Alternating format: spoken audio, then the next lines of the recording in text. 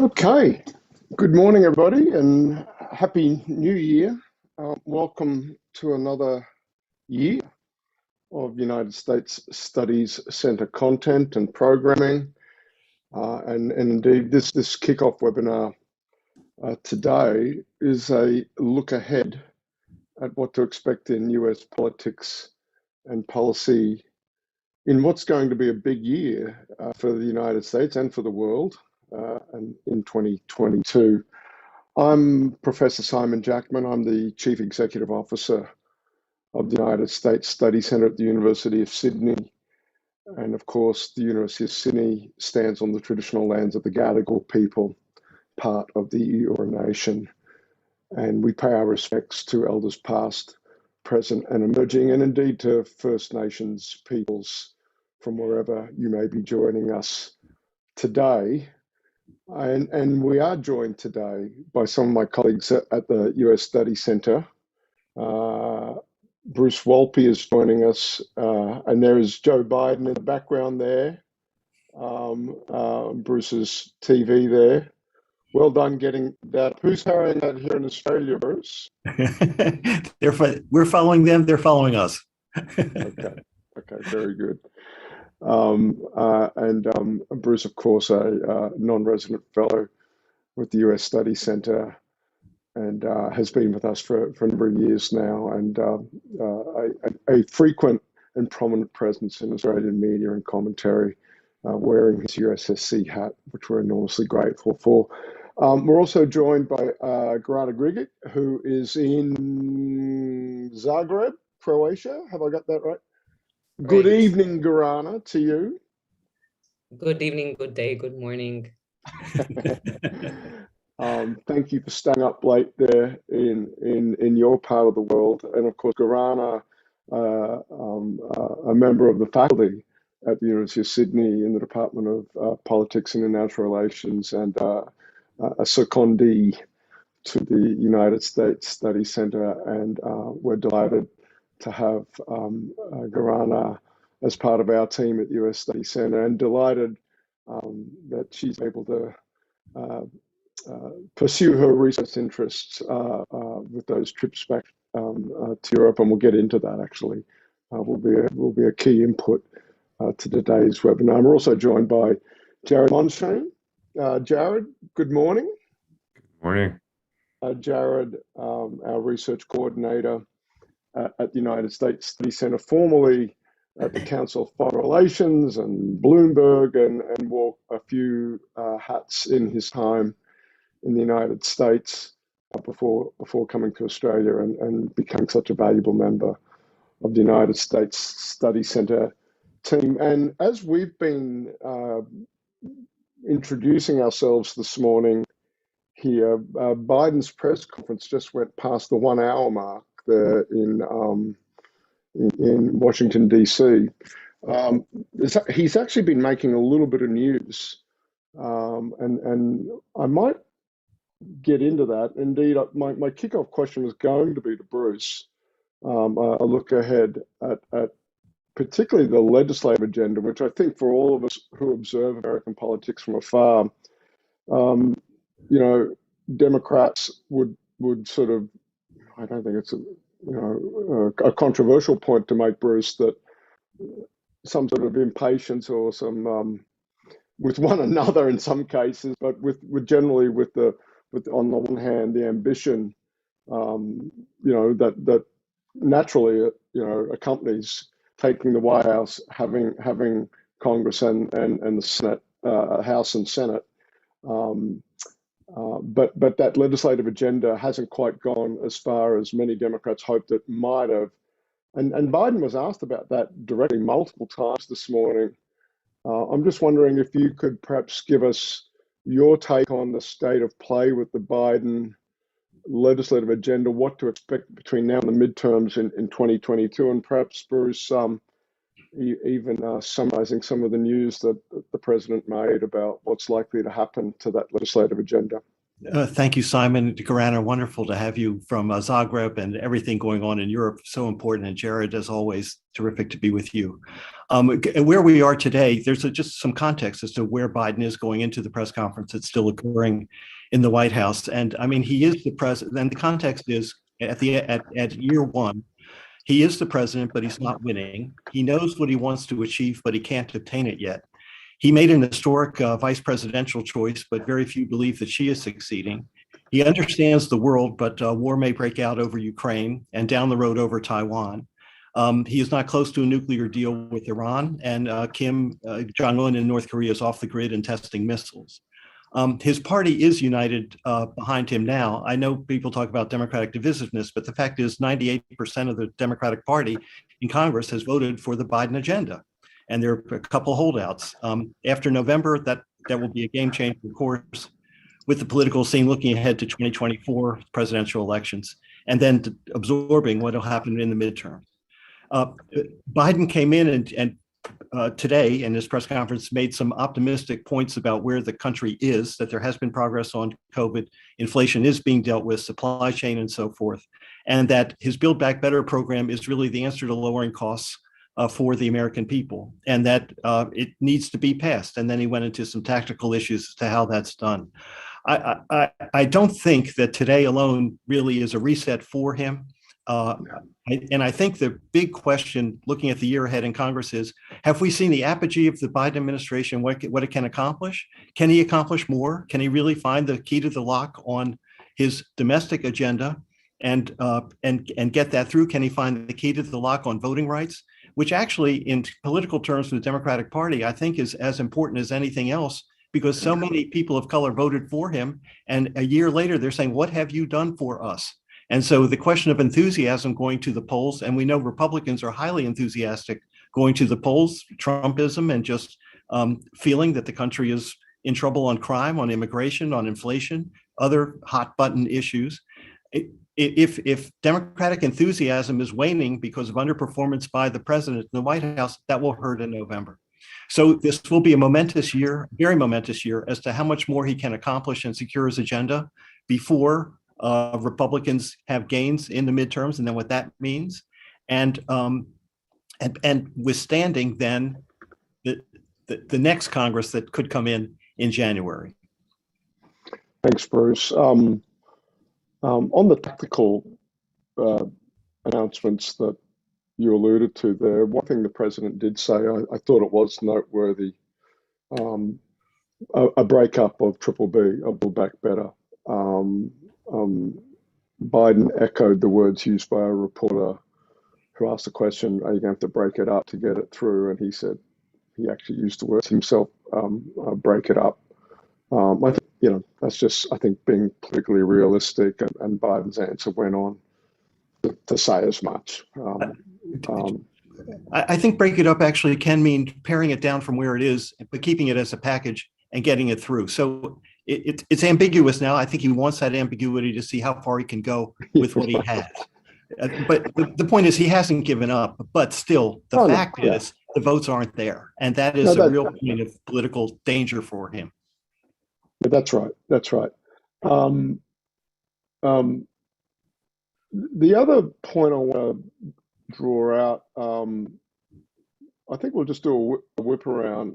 The voting rights question, I think, is a monster, but I'll come back to that in a moment. What I might do is Garana, come to you with Australian ears on this press conference. Russia as the foreign policy challenge. I might have missed it as I put a business shirt on for the webinar, but there was, I only heard really one question about China, and that is, are you ready to take tariffs off? It wasn't really through a security prism, at least the question I heard. I might have missed another one, but boy, oh boy, if you're listening to that press conference from this part of the world, it's very, very clear that certainly among the American journalists, the commentariat class, the focus is very much across the Atlantic, wondering what Putin might do next and what NATO and the US might do in response. Your readout, Garana. Yeah, thank you, Simon, and likewise, great to be with the rest of the team, even if I'm not physically there. I have no idea what Putin will do, but certainly it is true that all eyes are currently on Russia. And it kind of strikes me as, history, very recent history repeating itself, because we had another democratic president that wanted to look towards the Indo-Pacific, but then got very much entwined into all of the kind of security affairs and deterioration of security in Europe. And obviously, we don't need to go much further than just 7 or so years ago when all of that was happening. What we saw really in that answer to David Sanger from New York Times was Biden, in my reading, actually opening some space for dialogue with Russia. And what I think was encouraging over the past week, even if we didn't get to any major breakthroughs, was the fact that the dialogue continued, and it actually continues, as we now know. Antony Blinken, the Secretary of State, and Sergei Lavrov, his Russian counterpart, will be meeting for another meeting on Friday.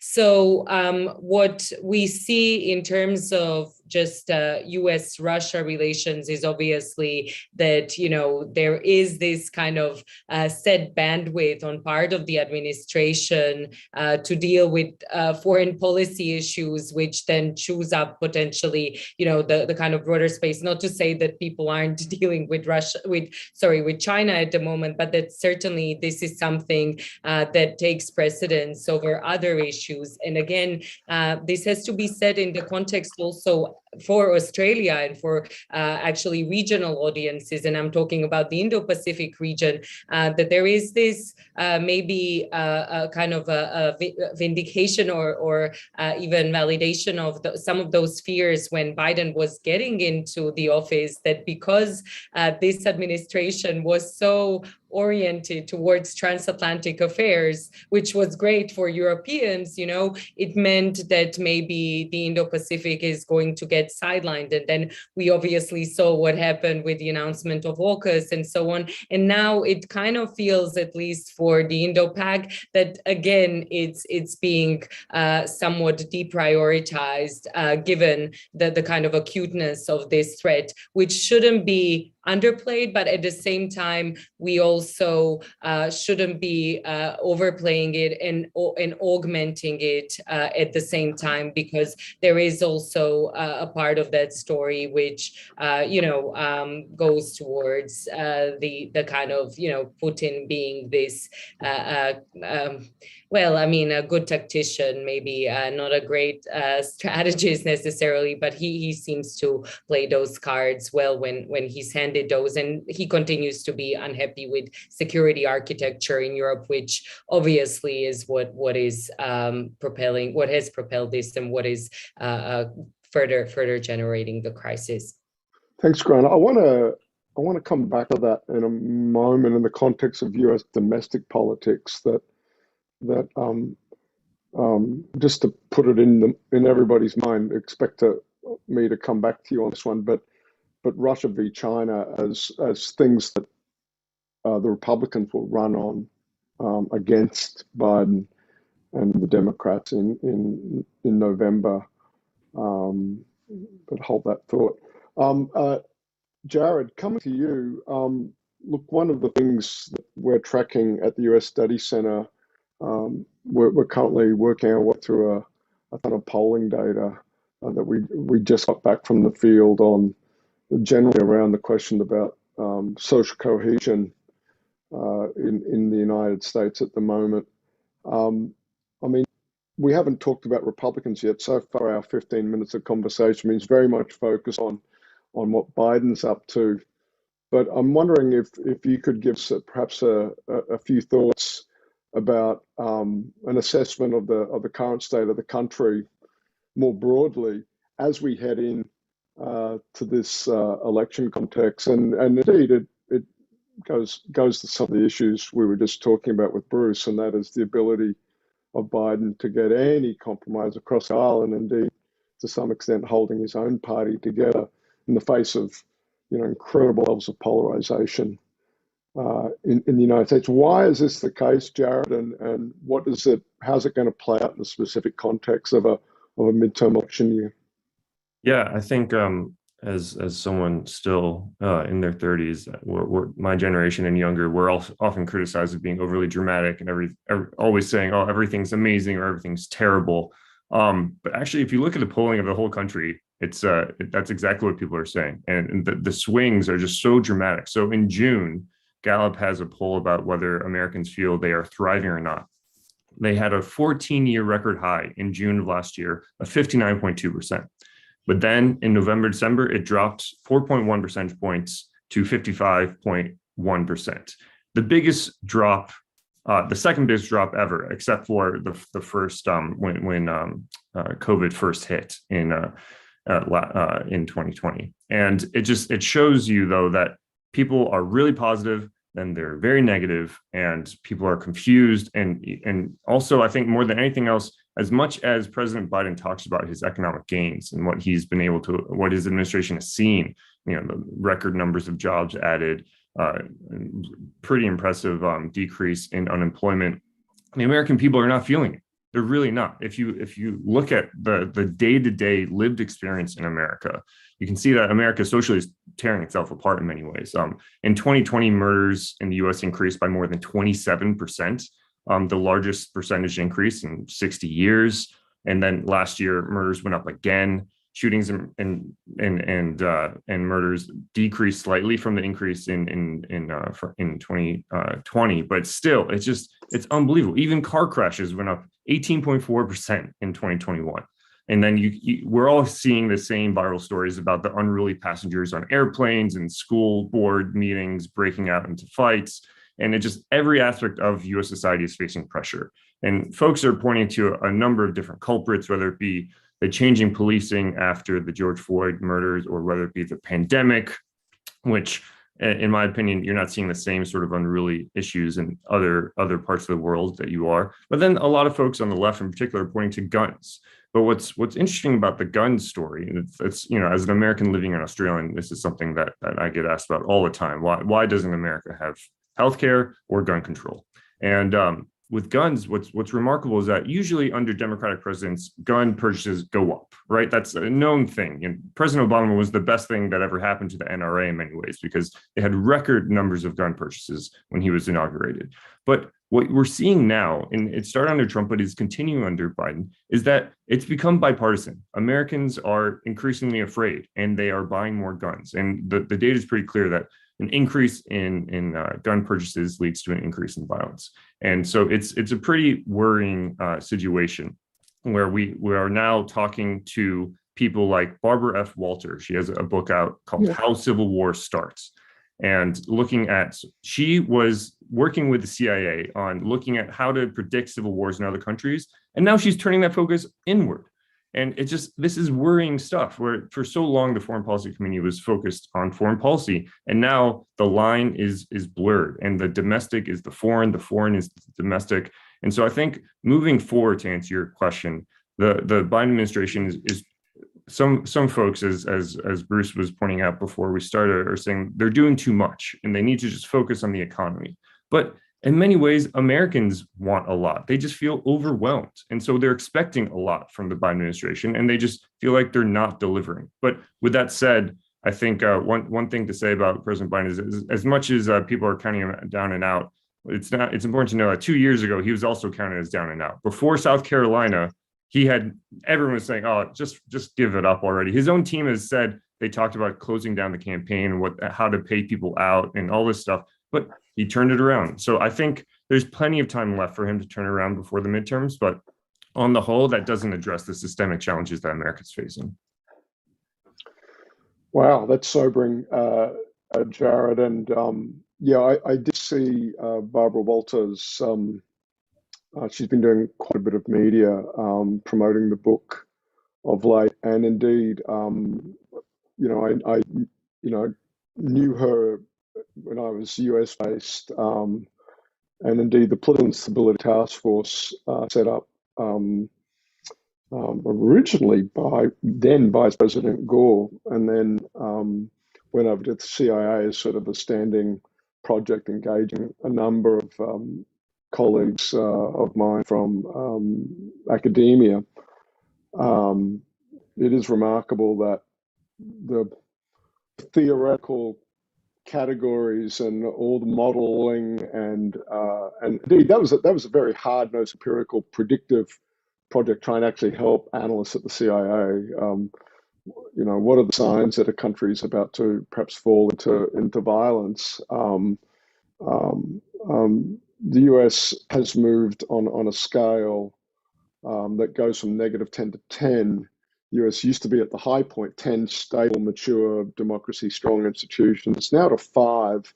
The light's sort of blinking yellow. The light really starts to take on a more pinkish, reddish hue at around 2 or 1.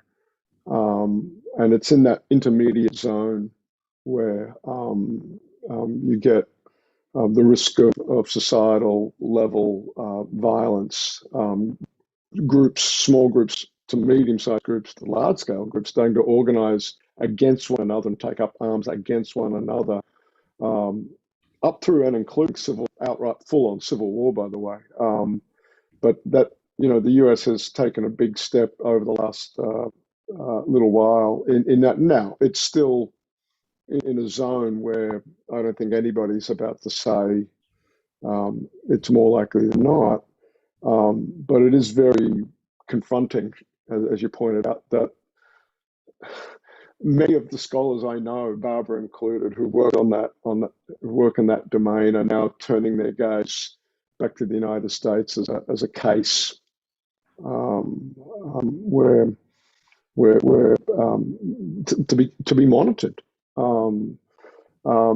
There's quite a few over the Australian summer. There's been no shortage of sort of writing and speculation on the future of American democracy. But perhaps a broader question, Jared, and that is the question of perhaps American social cohesion more broadly, has really started to percolate up in recent months and weeks, and we'll see if we can come back to that over the course of the conversation. Look, what I want to work through some really fantastic questions that came in as people registered for this webinar today, and we haven't mentioned the T word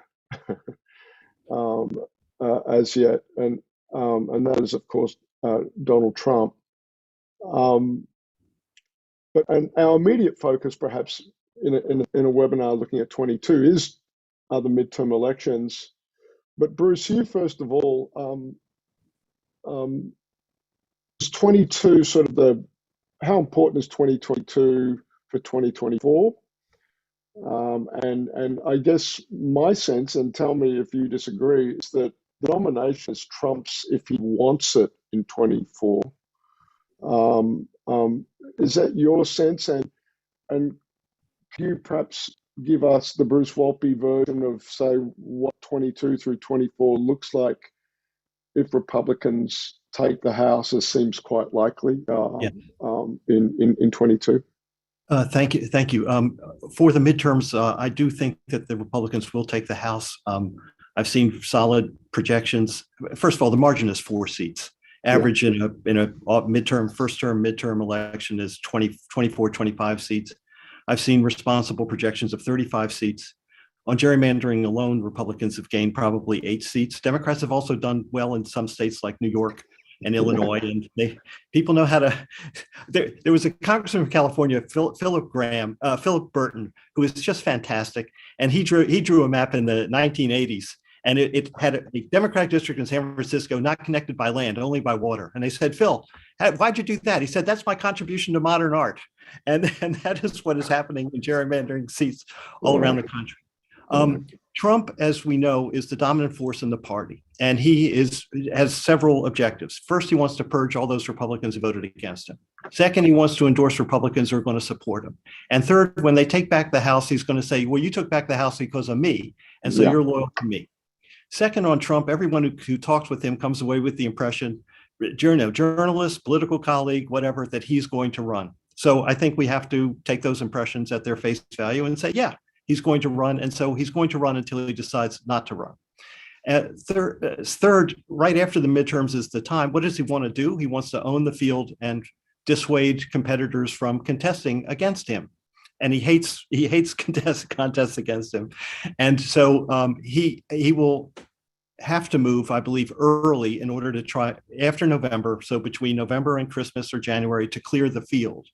So then the question is, for the Congress, what do the Republicans do? And there is no doubt it will be a even more hostile Congress to Biden being in the majority, at least in the House. I still think the Senate is quite contestable for the Democrats. They might even gain a seat. But still, House control is very important. And McCarthy, the Republican leader, as tough as he is on Biden and how much he has tried to make up to Trump and be Trump, there's a significant number in the Republican caucus who believe he's not pro-Trump enough. And he may come under challenge to be more extreme, or they may even have a contest for who would be speaker. So then the question is, what do the Republicans in Congress do in a year from now, as the new Congress gets underway? And then the bearing for 2024 is, aside from the question of Biden and what he does, and does he run for re-election, and Kamala Harris, and a field that makes the Iowa caucus look like a small gathering of candidates. The question is, what do the Republicans do? And I think the Republicans will be even more hardline than they are now. And I think we will see extremism in the Republican Congress. And so for 2024, since that extremism did not work for them when Trump was president and Democrats made big gains in 2018, I think the hope for Biden this year is get as much done right now as possible. Get as much Build Back Better as you can, as much domestic legislation, as much as you can on voting rights, or die trying, so that people know what you stand for, and then protect it. He's still the president. He'd be able to veto anything that Congress does, and use 2024 as an election between extremist Republicans and pragmatic Democrats who stand for you. So briefly, that's how I see it shaping up. I also will just make a prediction that if Republicans do take the House, that they will impeach Biden next year. Wow. Breaking news. Interesting. Well, there's a lot there, Bruce. I do want to share some questions around, but since we're so focused on 22, I do want to knock off this question from Halaj from the ALP, and that's a question about Republican voter suppression tactics in that are underway now. I'll take that on myself to a little, but I do want to hear from others, Bruce, Garana, Jared, on this. Look, it hasn't really made the headlines here in Australia. On any given day, there's always a bigger story out of the US even. But there's been a concerted campaign across the United States at state level, particularly in Republican, well, pretty much exclusively in Republican-controlled states. And by a Republican-controlled state, I mean a state where the state legislature and/or the governor is in Republican hands. And of course, the thing to remember about American elections is that they are state and local affairs, and that our Congress does control the way its own elections are conducted, but legislation to really impose some uniformity from the federal level on down has stalled in the Congress, and they've been unable to sort of get an exemption to the filibuster. Both Manchin and Sinema have resisted doing away with the 60 vote requirement in order to pass guarantees of voting rights. So what that has meant is that the states have been free to enact ever more in these Republican-controlled states, some in particular, ever more onerous, burdensome laws about how voting happens, how voter registration happens, and how turnout happens in particular, and then some other things like reserving the right to make appointments to local county level election boards, in particular in Georgia, so that the Republican state legislature is now making its own appointments to the boards of elections in counties like Fulton County, which is basically Atlanta, which is a heavily Democratic area. And so what will flow from that? Well, what will flow from that are polling place consolidation, literally taking polling places out of heavily African-American, Democratic-leaning neighborhoods of Atlanta. It'll mean fewer volunteers, fewer professional staff and at polling places, and of course Republican officials overseeing the vote counting and what, all designed to make it harder for Democrats to vote and B, for Democratic votes to be counted after they've been cast. There's bizarre things happening in Texas, like it is now apparently, and I do need to verify this, but laws about if someone is standing in line to vote at an overcrowded polling place, giving them food or water while they're standing in line is an offense under Texas law, and put an asterisk on that. I do want to just verify that has become the law of the land there in Texas, but I do want to, but my sense is that has happened. Bruce alluded to gerrymandering, that Republican state legislatures have been using the fact that we just had a US Census conducted at the top of the decade. Between the 0 year and the 2 year is when you get new lines drawn in response to population shifts, or at least that's the trigger.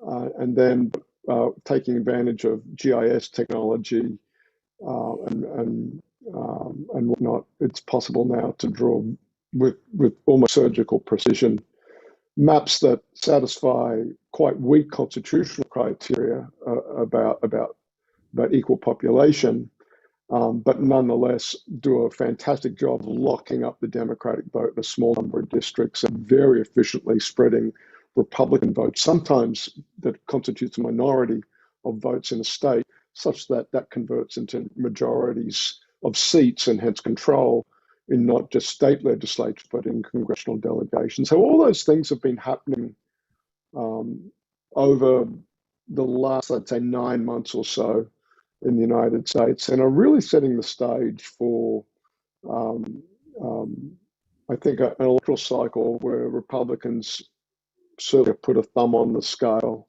of the electoral machinery, if not an elbow, and then perhaps even more onerously, from my perspective, is that what happens if there's any doubt about the outcome of a 2024 election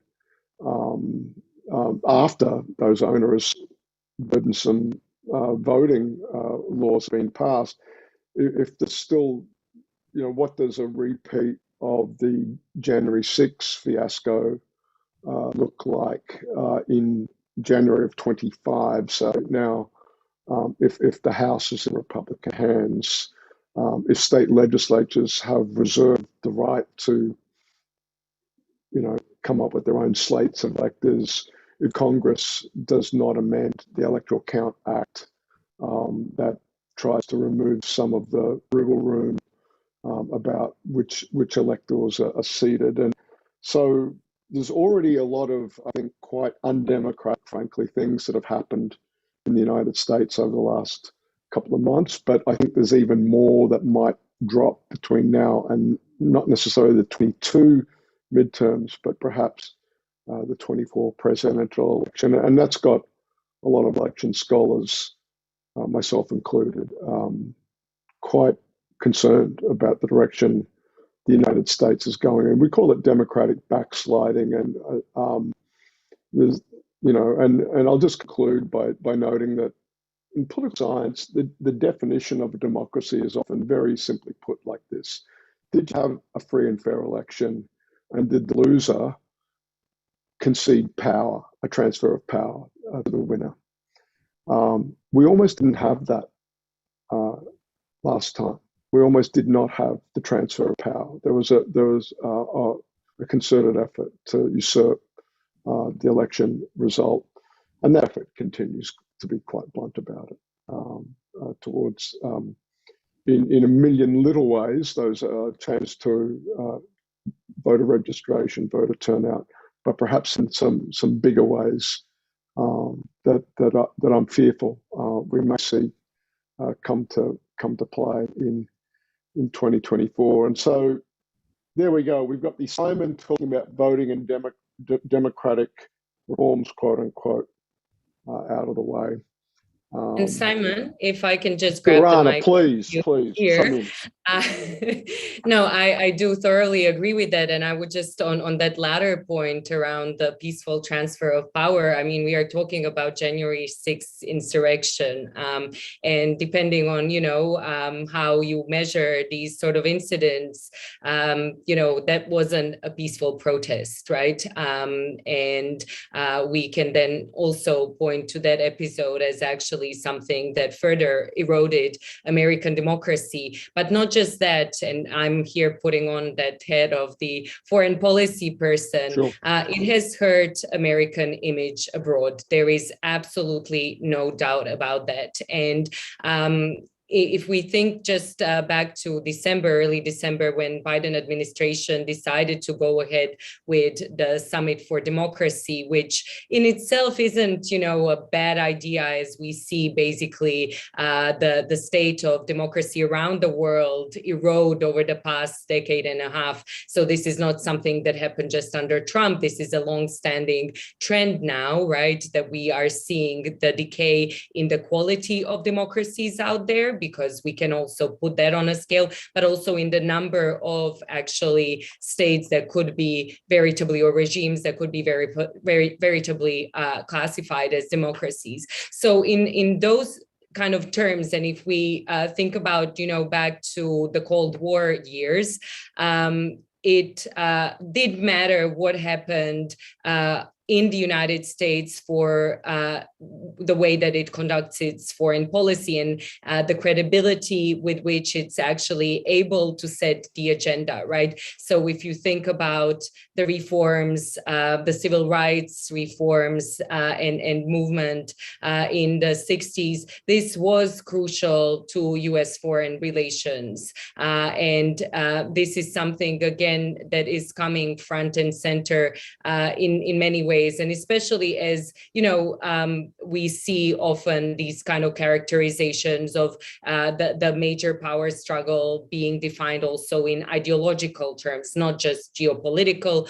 or geo-economic, whatever one might think about that kind of characterization, and actually the parallels that are being drawn between, say, Soviet Union and China. But again, the point is that America standing in the world with both its allies as well as its rivals, we know the way that this actually has been weaponized and instrumentalized by the likes of China or Russia. Actually, the images that came out a year ago from in front of the Capitol and within and from inside of it, and the way that they reverberated around the world. Thanks, Karan. Jared, your sense on how, quote unquote, the big lie, and quote unquote on that, the big lie, but also January 6th, symptom cause, of this broader sort of move towards social disintegration and people arming up. How do you see January 6th and these chipping away at democratic rights, access to the ballot, in that broader picture you were portraying earlier of diminishing levels of social cohesion in the US. Yeah, back in 2016, if we remember the Hillary Clinton-Trump debates, it was really fascinating to see the reactions to them, because on the left, everyone's saying, "Oh, Hillary completely won these debates. There's no question." And on the right, you heard people say, "Trump completely won these debates. There's no question," right? It was a Rorschach test, right? And what's fascinating to me is just how much everything now is a Rorschach test, right? So if you look at what happened on January 6th and how views have changed since then, 85% of Democrats today say that what happened on January 6th was an insurrection trying to overthrow the government. The plurality of Republicans, 56%, say it was people defending freedom. And what's fascinating to me is not only are they saying they're defending freedom, but more worryingly is that the Republicans in particular, but also the independents, don't think what happened on January 6th was important. It's people in Washington, people who are actually threatened, who talk about January 6th far more than the rest of the country. The rest of the country, in many ways, has moved on. Democrats say, yes, they should be prosecuted. But if you look at top concerns, it's not a top concern. The economy is a top concern. And so we talk a lot about January 6th, but firstly, it's very partisan in terms of reviews. But secondly, it is not felt across the country in the same way that people like us felt it. Our friends, our networks who were there on that day, it really is shocking, the gulf both between the partisan sides as well as between those in DC and those outside of DC. And so I think that has significant implications, because you would think that something like January 6th, just like we thought with the virus, would unite people, right? And the immediate aftermath, and when the virus came out and when January 6th happened, everyone was on the same page, and how quickly it changed. And that's what's worrying, is what can unite us anymore? What can people be on the same page about anymore? And so that's what I see as the lasting significance of January 6th, is just how even actual violence and death does not provide a rally around the flag effect that we thought it would. Yeah, the rally around the flag effect, typically for things like natural disasters or, an external threat to the country like 9/11 or something like the attacks. Bruce, I am curious your take on the political logic of the Jan 6 Commission. How aggressively subpoenaing Bannon, and now just recently Giuliani, I read this morning, has been subpoenaed. Is this, I understand you've got to rev up your own base, and I'm sure there are parts of the Democratic base that really want to see people hauled before Congress and held to account for their role in inciting Jan 6. But is it as equally as mobilizing, or how do you gauge the politics of that in the context of the impending midterms? Yeah, I agree with what Jared said and how you characterized. I think that is accurate. But I think the way to think of it, first of all, it's still in progress. It was started as a fully bipartisan effort. There were going to be two co-chairs, Democrat and Republican. The Republicans didn't want to play at all because of the embarrassment, and they believed it would be a political attack. They would not look good, would not be helpful for the midterms. And but the Democrats were determined. It says people feel if your house was invaded and ransacked, you want justice, and you're wounded, you're hurt, and that's what has happened here in a large way. The process is still unfolding. What's going to happen in the next month or two are going to be public hearings. Now, I'm not going to say that's going to be Watergate all over again and John Dean and so forth, but that could begin to change public perceptions about it. But regardless of whether there's a political payoff, Democrats are determined to see it through and make the most documented record of what happened so that people can understand and appreciate it. So it's going to continue. It may not help them in November at all. I'm sure it will amp up Republican opposition, but most members of Congress actually, whether they support it or not, feel violated by what happened on that day, and they want justice done and accountability, a reckoning. So that will happen. And we'll keep an eye out for those hearings. Another question, Bruce. This has come in live from Justin Patey.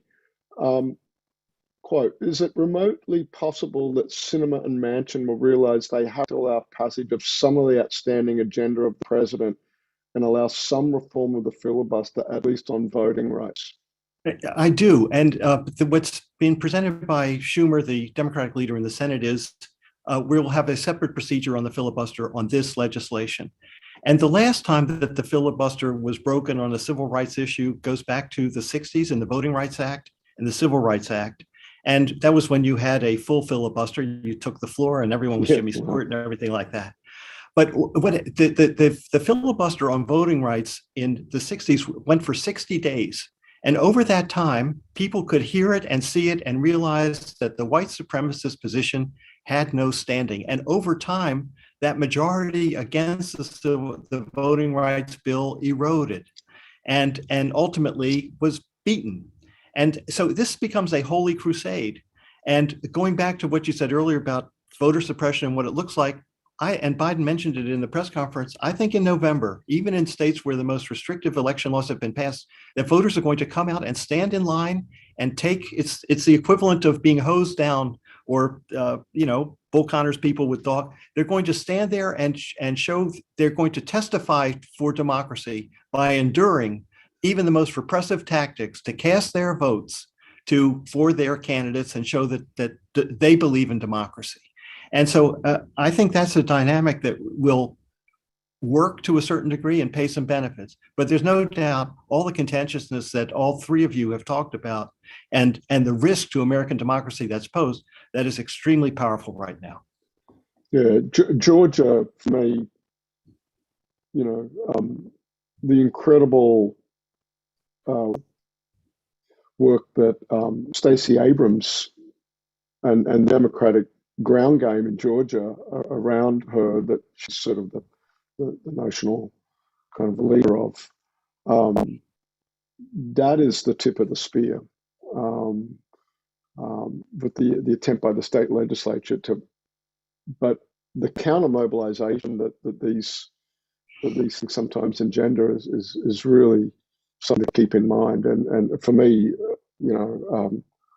how that plays out in Georgia, will these moves by the state legislature be successful in denting what is just one of the more remarkable pieces of political entrepreneurship in recent American history, the Democratic ground game in Georgia, that, as we saw now, 2 Democratic senators and a state that narrowly went for a Democratic presidential candidate. Garana, I want to, unsurprisingly, a US Study Center based in Sydney, we've got a few questions about the intersection of foreign policy and domestic politics. I'm wondering if I could turn our attention to that in the 10 minutes we have remaining see if we get a few of these questions done. And Thomas Solm from the Asia Society asked about, again, I said we'd come back to it, and that is, how important will China and Indo-Pacific strategy be for Biden in a year with midterm elections? And again, just harking back to our earlier observation about the prominence of Russia in this political discourse at the moment. Sure, and that's a great question, and obviously an understandable one. So I'll be cutting the grass for Ashley and the team over at the Foreign Policy and Defense team. Look, in terms of the midterms, I would say that foreign policy issues don't rank very highly in general, unless the country is in a state of war and there is something really big on that front happening. So, when it comes to issues like deploying troops or withdrawing troops or something along those lines that could actually be presented as a sort of issue that could be put as a matter of a referendum, right?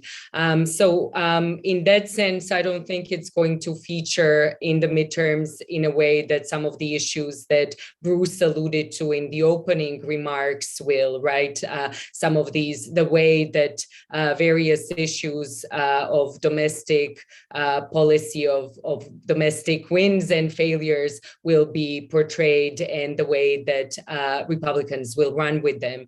But certainly what the sense at least is in terms of Biden's Indo-Pacific strategy thus far is one where somewhat strangely, and maybe the extent to which Biden administration wouldn't want to admit, we have seen a lot of continuity in terms of the substance, right? This is still in terms of the interim strategic kind of guidance papers that we've seen so far. We've definitely seen the continuity from Trump administration, the talk of systemic rivalry, right?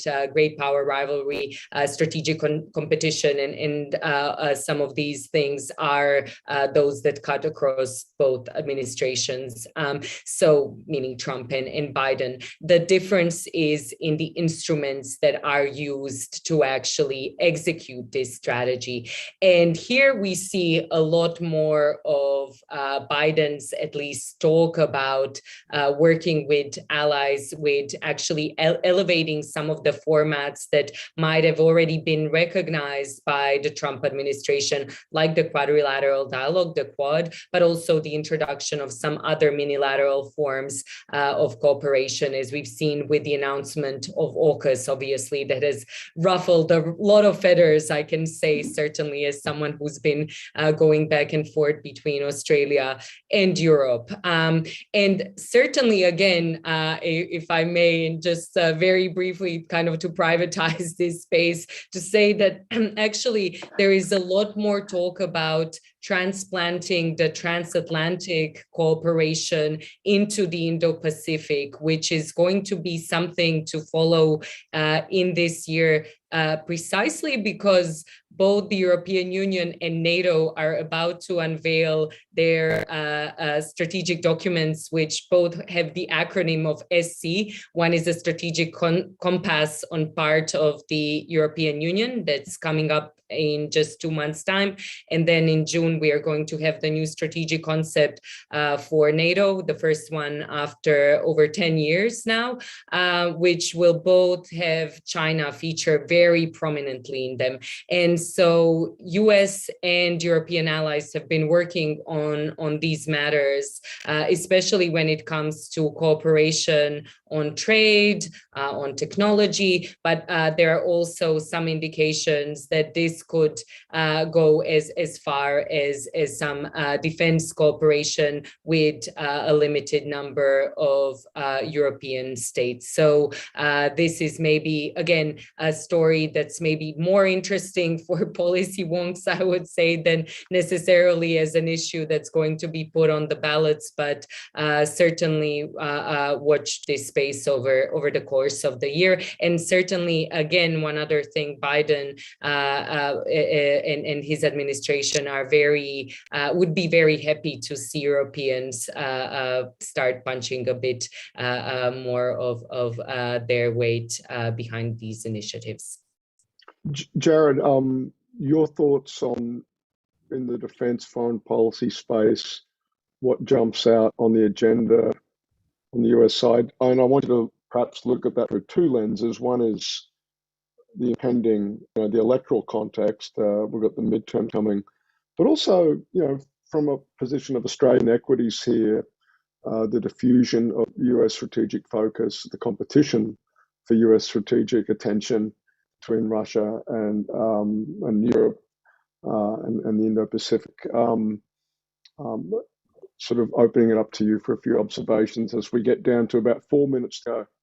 Yeah, I'll just quickly say, I think we've, you and I and the team at USSC have seen some recent polling that is pretty pretty surprising how you would think how much China is dominating the news that Americans would be all in for saying that China, Asia, Indo-Pacific is the dominant priority theater for the US. And it isn't necessarily. I think when you say, like, when you ask Americans what what the most important thing to focus on is for the government to focus on, they don't necessarily say China. And so a part of me wonders if Americans see China as a threat, but not the same level and they see China still as like trying to be like the US, but really isn't an actual significant threat. Whereas all the DC insiders, all the foreign policy, national security types who don't even work on China often say China is the number one threat and the number one competitor. You look at like foreign policy, you look at trade, you look at security. It really is again, that gulf between what's happening in DC and what's happening in the rest of the country.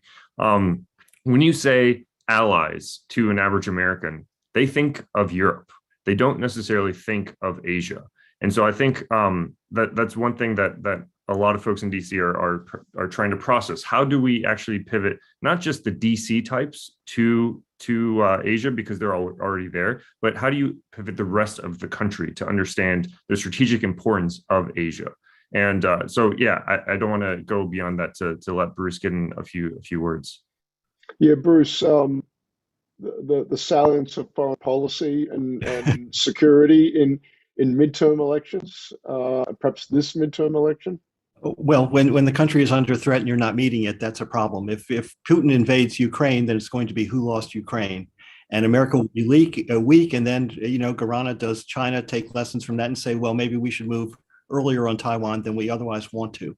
But I think the most important issue, especially with the new ambassador, Caroline Kennedy, coming in, is what both Garana and Jared talked about. Garana, the question of trust in America's democracy, and Jared, the baseline is there's too much guns, there's too much violence, healthcare system doesn't work. But now we have this added issue of whether America really does have a sustainable democracy. Are we going to see a different order of magnitude on America's future?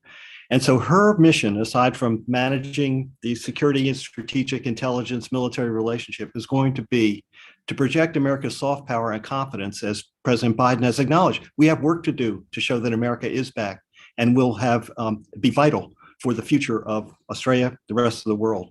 So that will be something really interesting to watch. I'm sure she's up to it, and will. But in the meantime, we're nervously watching everything else that unfolds in this very tumultuous year ahead. Yeah. Thank you for getting a reference to the ambassador nominee, Caroline Kennedy. Any thoughts, Bruce, about you and I have talked offline about this. I just think the temptation for the Ted Cruzes and Josh Hawleys and Tom Cottons of this world to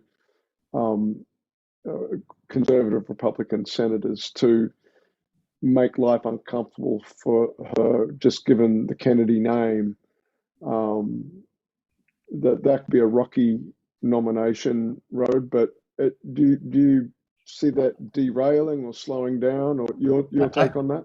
I want to see it differently, so I'll say I think it will be differently in that the Senate, even those senators you mentioned, have made exceptions for former senators like Jeff Flake, for example, going to Turkey, for family of senators. So Regina Kennedy is now ambassador to Austria, and Caroline Kennedy certainly has, and she was married to Ted, a big liberal. So it was, I do think that there will not be big issues. I think she'll be confirmed promptly. I would expect her here around Easter. Okay. And look, that takes us to the top of the hour. And so we'll wrap it up here because it's getting quite late in Zagreb, I imagine. And look at that Croatian countryside behind you. That is Sydney University being built in the 19th century. So I just wanted to have a connection to the old stomping ground. Well done. Thanks for pointing. That's remarkable. I would have picked somewhere in Oxford or Cambridge, but well done. And Jared, thank you. And look, Happy New Year again. And look, COVID is having its way with us at the US Study Centre at the moment.